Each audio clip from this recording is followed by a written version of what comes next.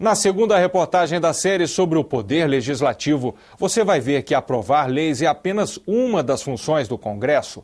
Os parlamentares são responsáveis ainda por fiscalizar os atos do Poder Executivo.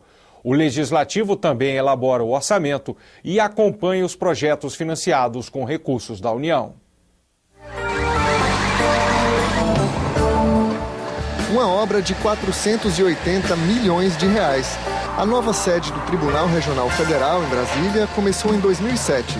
Mas o Tribunal de Contas da União encontrou problemas na licitação e na execução do contrato. Um superfaturamento de 4 milhões de reais.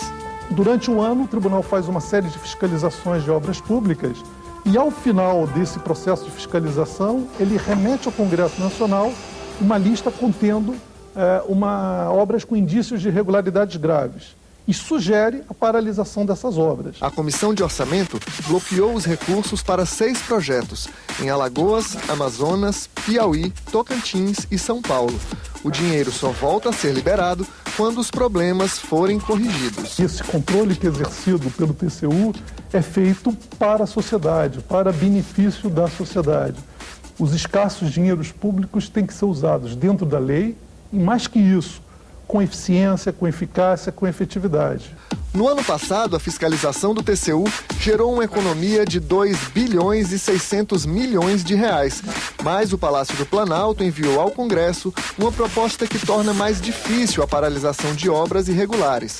Hoje, elas podem ser interrompidas por sugestão de auditores do Tribunal de Contas da União. A nossa proposta é que o TCU só possa enviar ao Congresso para paralisação obras que tenham passado pelo menos por decisão de um dos ministros do tribunal ou pelo conjunto dos ministros e que resultem num acórdão.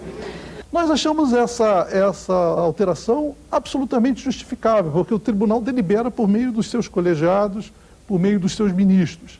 E, na verdade, não há alteração nenhuma importante, porque das 32 obras a que me referi, remetidas no ano passado, 29 já tinham passado pelo colegiado por um ministro. Além de acompanhar os gastos, o Legislativo fiscaliza os atos do Poder Executivo. Deputados e senadores podem apresentar requerimentos de informação e até mesmo convocar ministros para depor. Mas a principal ferramenta de investigação do Congresso funciona em salas como esta.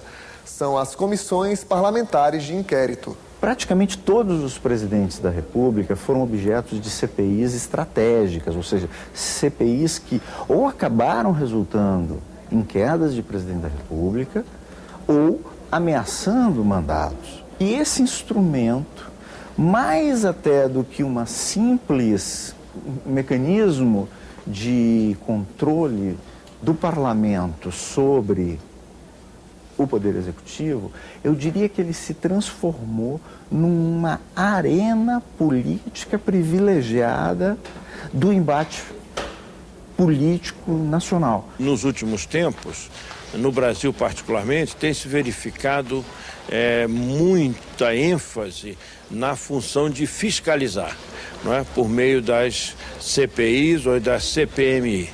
Então, eu acredito que essa função tenha se sobressaído a função de legislar e principalmente a função de debater. Né? São comissões que têm os mesmos poderes que o Poder Judiciário tem, inclusive de quebrar sigilo bancário, sigilo telefônico.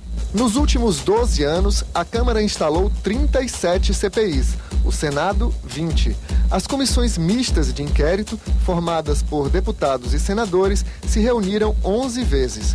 Em 2011, comissões do Senado investigam o tráfico de pessoas e irregularidades no pagamento de direitos autorais. Muitas vezes passa-se a impressão de que a CPI não puniu adequadamente.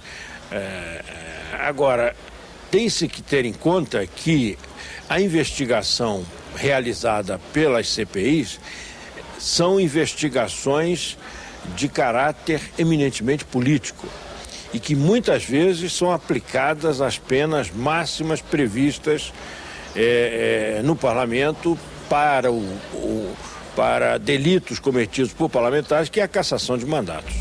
Outra atribuição do Congresso é aprovar o Orçamento Geral da União.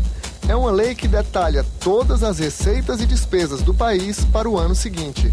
O Legislativo também vota o Plano Plurianual e a Lei de Diretrizes Orçamentárias. O orçamento é a política em números. É uma peça extremamente importante do ponto de vista político e que o Congresso tem tido um papel menor nesse aspecto em função da execução do orçamento. O orçamento no Brasil é autorizativo, ou seja, o governo não é obrigado a obedecer todas as despesas previstas na lei.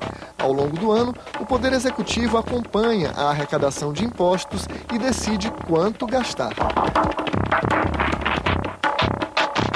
É muito difícil prever com exatidão tudo o que vai acontecer no exercício financeiro seguinte.